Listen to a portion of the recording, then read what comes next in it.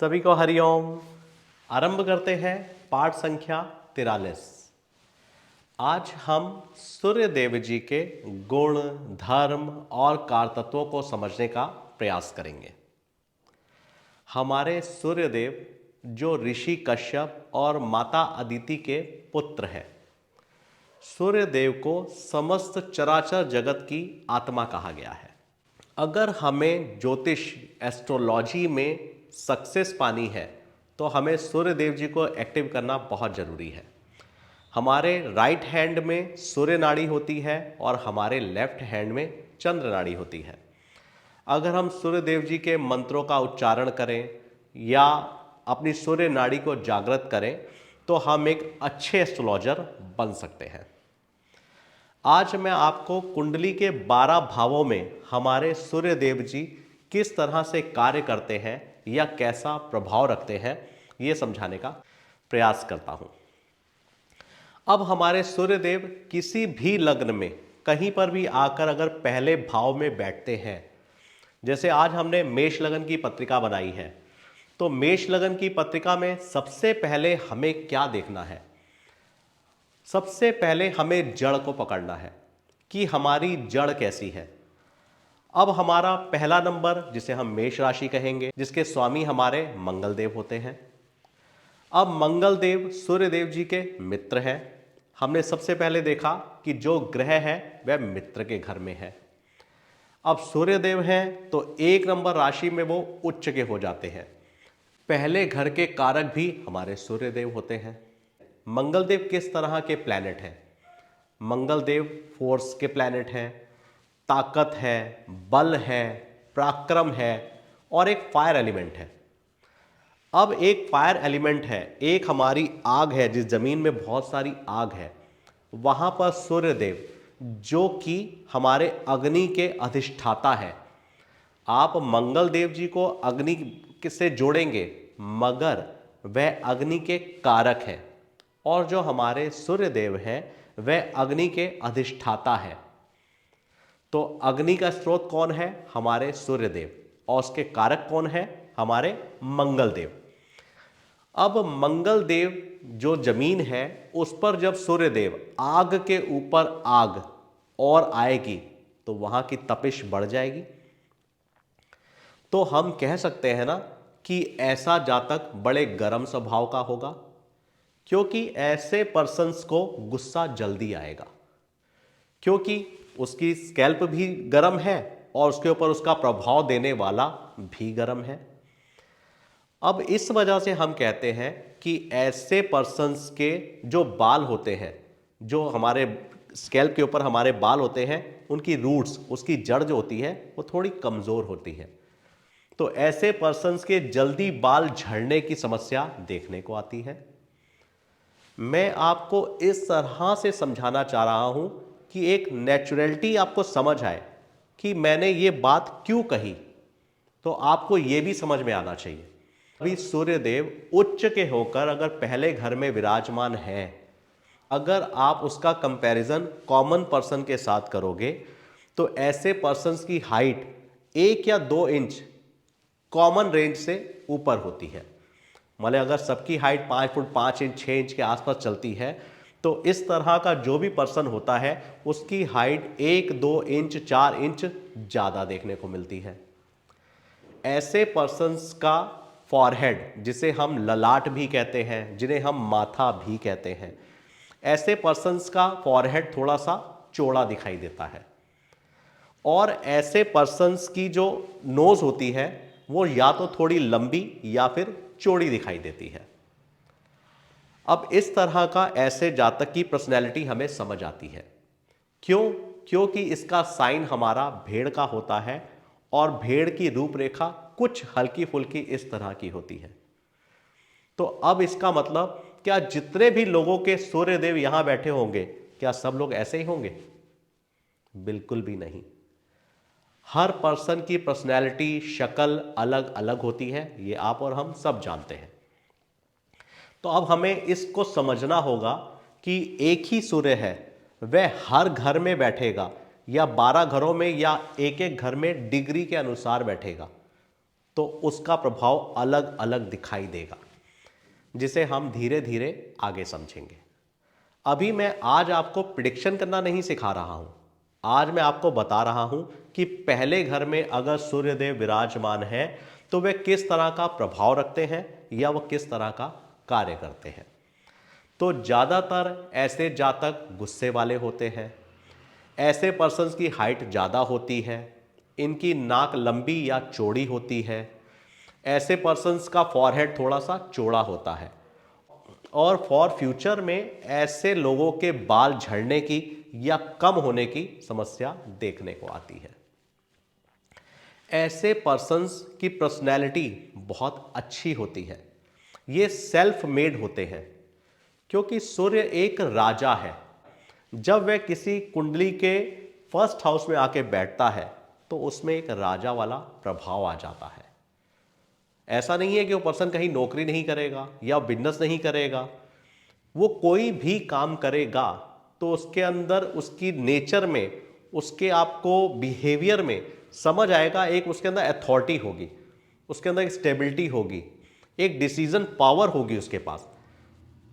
तो वो अपने काम को अपने तरीके से राजा की तरह करने का प्रयास करेगा। तो ऐसे पर्सन सेल्फ मेड होते हैं, वे अपना व्यक्तित्व स्वयं सुधारते हैं, और ऐसे पर्सन्स के ऊपर लायबिलिटीज भी होती है कि आपको अपने व्यक्तित्व के साथ साथ और लोगों को भी देखना है, क्योंकि एक राजा का काम ही यही होता है कि वह अपने आप को भी देखता है और अपनी प्रजा को भी देखता है।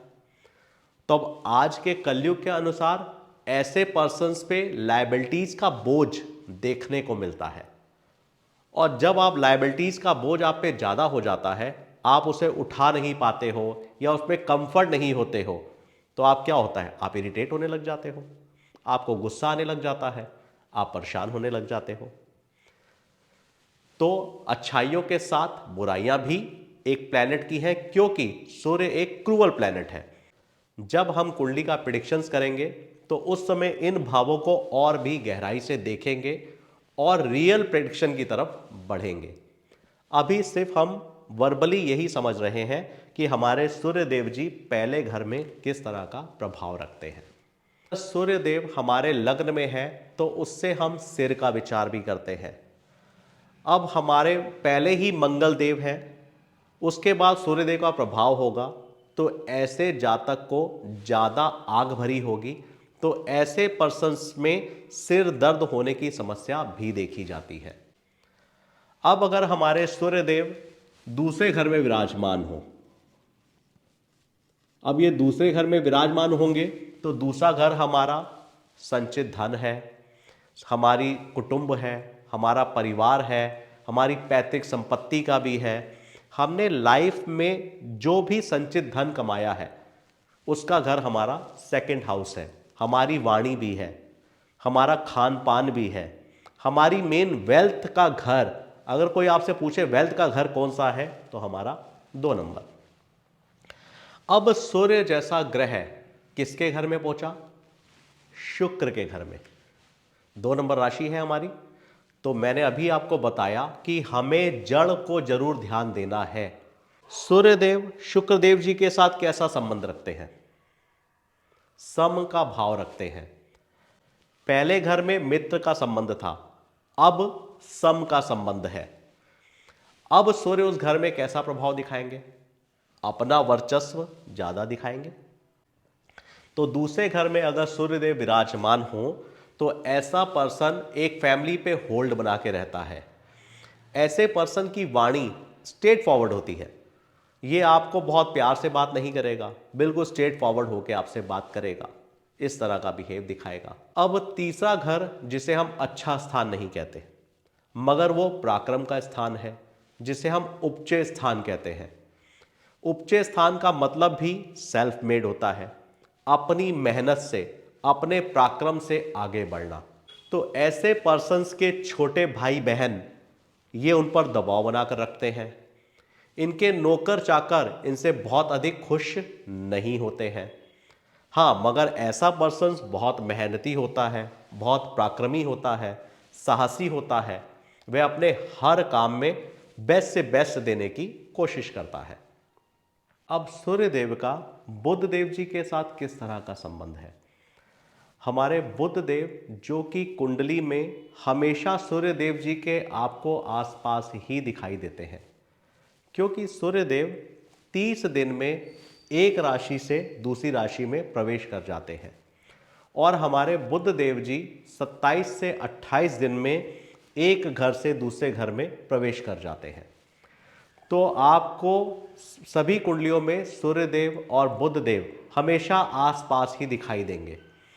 अगर हम मान लें कि हमारे सूर्य देव जी 10 डिग्री के हैं और हमारे बुध देव जी जो कि सूर्य से 12 डिग्री की दूरी के आसपास आ जाने पर अस्त हो जाते हैं, तो अगर यहाँ पर बुध देव जी 18 डिग्री के हो जाते हैं, तो सूर्य से 12 डिग्री के करीब होने पर हमारे बुध देव अस्त हो जाते हैं और ये अधिकतर एक साथ ही देखने को मिलते हैं। इसलिए अगर बुध देव पत्रिका में अस्त भी है तो उनका बहुत बुरा प्रभाव नहीं पड़ता है, क्योंकि ये 90 से 95% पत्रिकाओं में अस्त ही देखने को मिलते हैं। ऐसे पर्सन्स को एक्टिविटीज़ या क्रिएटिविटी में कम इंटरेस्ट होता है। अगर आप एक कंपैरिजन करो, हमारे सिर में ही हमारा दिमाग होता है जिससे हम बुद्धि का इस्तेमाल करते हैं। अब अगर आप एक चीज प्रैक्टिकल होके महसूस करो तो हमारी पूरी सृष्टि में हमारे एक ही सूर्य देव होते हैं। हमारी पूरी बॉडी में हमारा एक ही सिर होता है। अगर भगवान चाहते तो हमें 2 सिर भी दे सकते थे, उन्होंने हमें एक ही दिया है। हमारे ऋषि मुनियों ने सूर्य देव जी को पूरी कुंडली में एक ही घर का स्वामी बनाया है। तो यहां से थोड़ा अगर हम कंपैरिजन करके देखें तो हमारे सूर्य देव पूरी सृष्टि में एक ही है। हमारी बॉडी जो कि पूरे ग्रहों से बनी हुई है, जो पंच तत्वों से ही बनी है, पंच तत्वों से हमारे शरीर का निर्माण हुआ है, ये आप और हम सभी जानते हैं। अब सभी 9 के 9 ग्रह हमारी बॉडी में विद्यमान है और सामंजस्य के साथ कार्य कर रहे हैं। तो हम कहते हैं कि एक ग्रह बुरा है, एक ग्रह अच्छा है। इस तरह का क्यों कहते हैं पता नहीं। मैं ये कहूँगा कि सभी ग्रहों का अपना अपना प्रभाव है, सबके पास अपनी अपनी ड्यूटीज़ या अपनी अपनी लायबिलिटीज़ है। तो मेरी नज़र से कोई भी ग्रह बुरा नहीं है, कोई भी ग्रह खराब नहीं है। सब ग्रह अपनी अपनी लायबिलिटीज़ या अपनी अपनी ड्यूटी निभा रहे हैं। धीरे धीरे कोशिश करूंगा कि आपको इन बातों को भी थोड़ा गहराई से समझा सकूं। धीरे धीरे मैं आपकी सामर्थ्य को बढ़ा रहा हूं। जैसे जैसे हम आगे बढ़ते जाएंगे मैं आपको डीप स्टडी की तरफ लेता जाऊंगा। अभी बहुत कुछ बताने को है, मगर आपकी स्ट्रेंथ को देखते हुए मैं आपको धीरे धीरे गाइड कर रहा हूं। हमारी पूरी बॉडी में हमारा एक ही सिर होता है और हमारे सिर में ही हमारा दिमाग होता है, जिससे हम अपनी बुद्धि का उपयोग करते हैं। अब हमारी कुंडली में भी सूर्य और बुध हमेशा पास पास दिखाई देते हैं और हमारी बॉडी में भी अगर हम महसूस करें तो हमारे सिर में ही हमारा दिमाग है, जिससे हम बुद्धि का इस्तेमाल करते हैं। 9 के 9 ग्रह हमारे शरीर में ही विद्यमान है। जैसे सूर्य एक एनर्जी है, एक ऊर्जा है, हमारी आत्मा है जो हमारे शरीर में ही है। चंद्रमा हमारा मन है, चंद्रमा से ही हम अपने मन को देखते हैं। चंद्रमा से हम ब्लड को भी देखते हैं, वो भी हमारी बॉडी में है। मंगल देव जो हमारा बल है, हमारा पराक्रम है, वह भी हमारी बॉडी में हमें देखने को मिलता है। बुध देव हमारी बुद्धि है, गुरु हमारा ज्ञान है, शुक्र हमारा फेम, हमारा आकर्षण है, हमारा चेहरा है, वो भी हम अपने शरीर में देखते हैं। शनि देव हमारे नर्वस सिस्टम है, हमारी नसें हैं, हमारी त्वचा भी है। राहु हमारे गर्दन से ऊपर का भाग और केतु हमारे गर्दन से पूरा नीचे का भाग है। तो 9 के 9 ग्रह हमारे शरीर में विद्यमान हैं और सभी ग्रह आपस में सामंजस्य मिलाकर ही कार्य कर रहे हैं। तो फिर कैसे कोई ग्रह बुरा हो सकता है और कोई ग्रह अच्छा हो सकता है? अगर हमारी बॉडी में कोई भी प्लैनेट डिस्टर्ब होता है तो हमारी बॉडी में हमें पता चल जाता है। आप उससे भी देख सकते हो कि किस ग्रह का प्रभाव हमारे शरीर पर कम या अधिक पड़ रहा है। हाँ, सभी ग्रह की अपना अपना नेचर है, सबकी अपनी अपना स्वभाव है। किसी का प्रभाव क्रूअल है, कोई मैलेफिक है और कोई बेनिफिक है, मगर सभी ग्रह आपस में सामंजस्य बनाकर ही कार्य कर रहे हैं। अब मैंने आपको बताया कि बुध और सूर्य का क्या रिलेशन है हमारी बॉडी के साथ भी और हमारी कुंडली में भी। आप उसे शरीर के साथ जोड़ भी सकते हैं और समझ भी सकते हैं। चौथा घर हमारा सुख का स्थान है। 4 नंबर का स्थान जिसके स्वामी हमारे चंद्रदेव होते हैं। अब चौथे घर में अगर सूर्यदेव जी विराजमान होते हैं तो फिर मैं आपसे वही कहूंगा कि सबसे पहले हमें रूट्स को देखना है। अब यह चंद्रदेव जी का घर है। चंद्रमा हमारा मन है, चंद्रमा हमारा सुख का स्वामी है। चौथे घर से ही हम सुख को देखते हैं।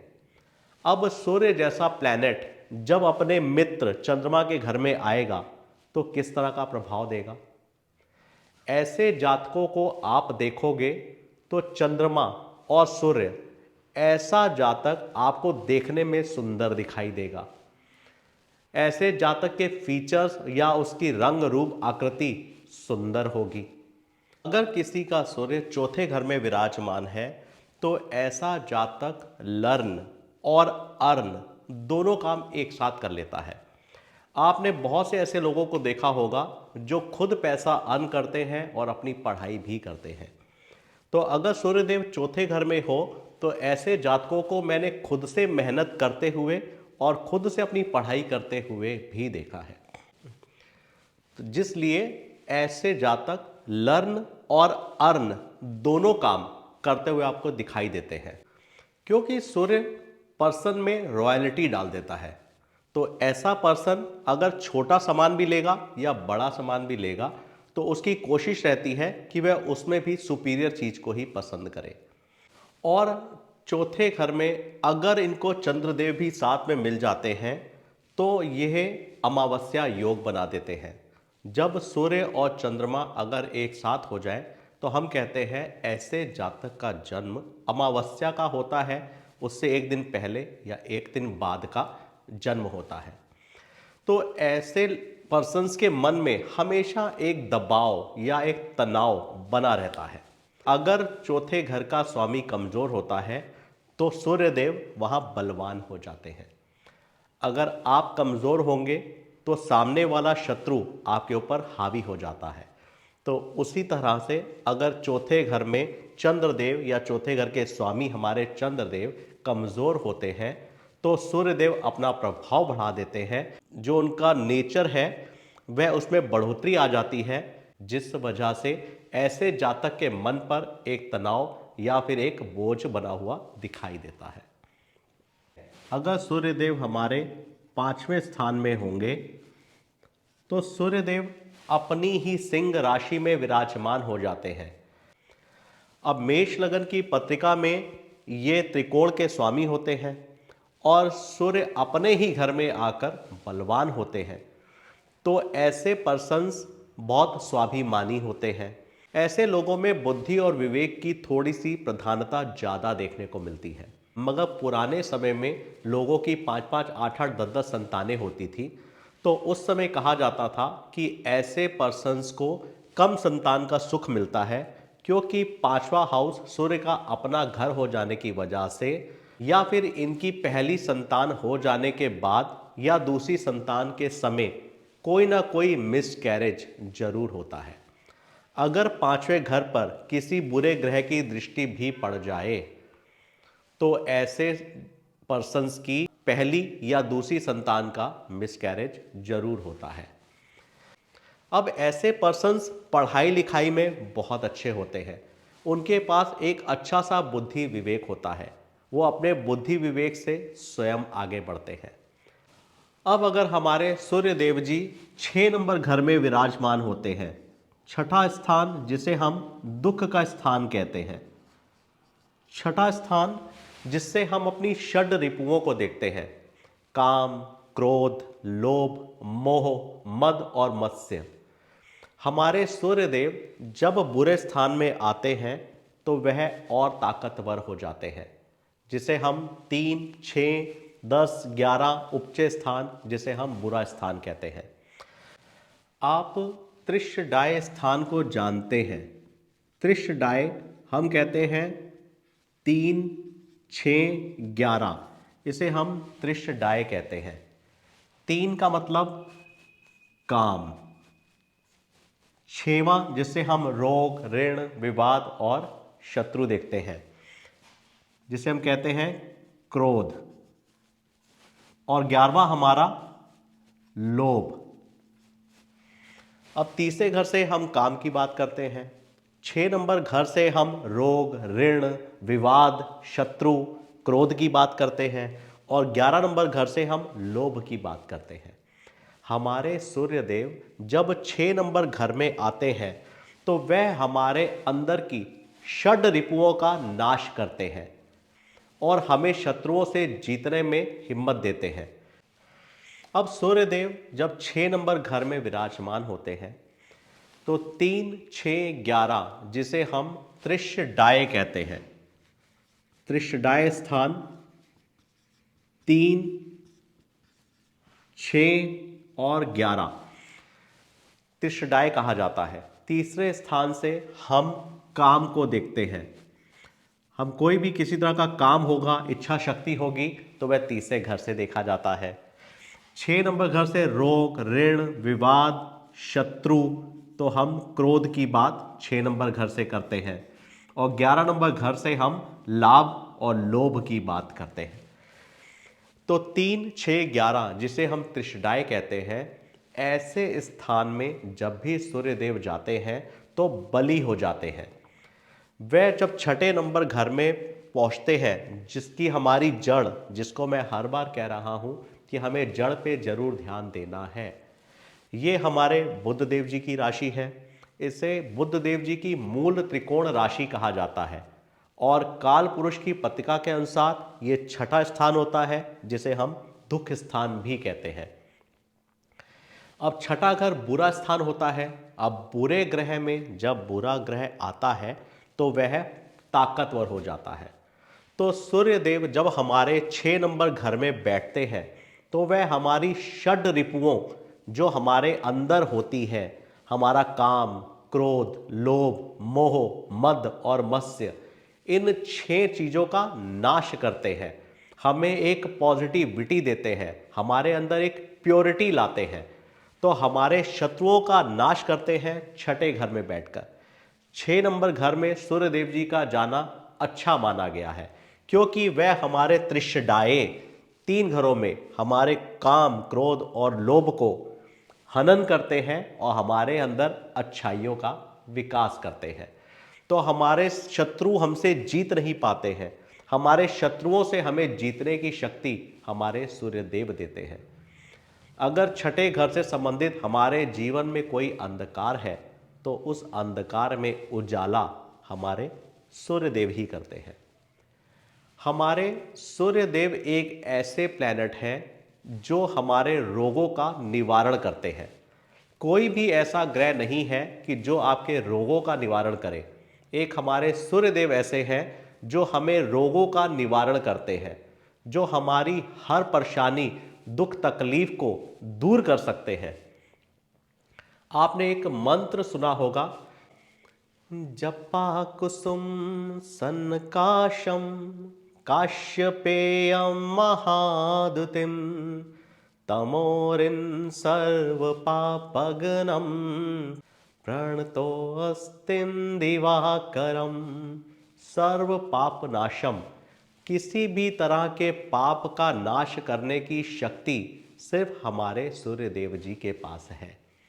इसलिए सूर्यदेव जी 3 नंबर, 6 नंबर और 11 नंबर स्थान में अच्छा प्रभाव देते हैं, हमारी षड रिपुओं का नाश करते हैं, हमें शत्रुओं से जीतने की ताकत देते हैं।